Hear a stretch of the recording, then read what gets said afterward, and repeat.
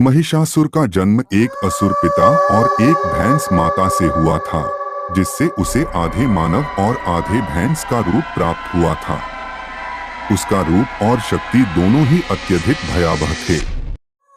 वह एक शक्तिशाली योद्धा था और उसे किसी भी युद्ध में हराना लगभग असंभव था।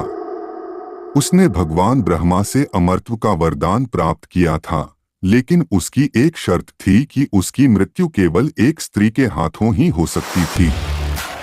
महिषासुर ने अपनी ताकत और शक्ति का उपयोग करके तीनों लोकों पर अधिकार करना शुरू कर दिया।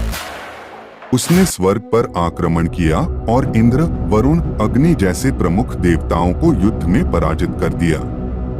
इसके बाद महिषासुर ने देवताओं को स्वर्ग से बाहर कर दिया और स्वयं स्वर्ग के सिंहासन पर बैठ गया।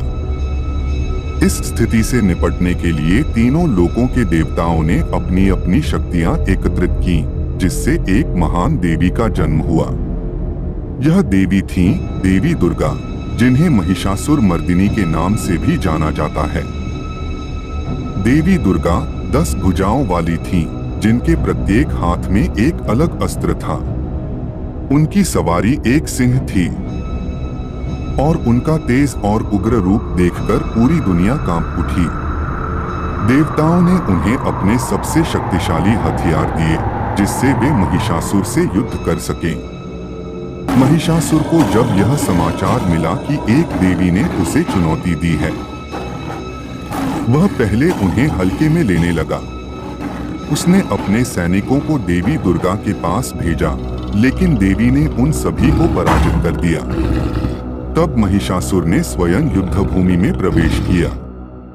देवी दुर्गा और महिषासुर के बीच भयंकर युद्ध हुआ, जो कई दिनों तक चला। महिषासुर ने कई रूप धारण किए, लेकिन देवी दुर्गा ने हर बार उसे पराजित किया। अंत में महिषासुर ने अपने भैंस का रूप धारण किया और उग्रता से देवी दुर्गा पर हमला किया। देवी दुर्गा ने अपनी त्रिशूल से उसे घायल किया और अंत में महिषासुर का वध कर दिया। महिषासुर का वध होते ही देवताओं ने देवी दुर्गा की स्तुति की। इस प्रकार महिषासुर के आतंक से तीनों लोक मुक्त हो गए। तभी से देवी दुर्गा को महिषासुर मर्दिनी कहा जाता है और हर साल नवरात्रि में उनकी पूजा की जाती है, जो बुराई पर अच्छाई की विजय का प्रतीक है।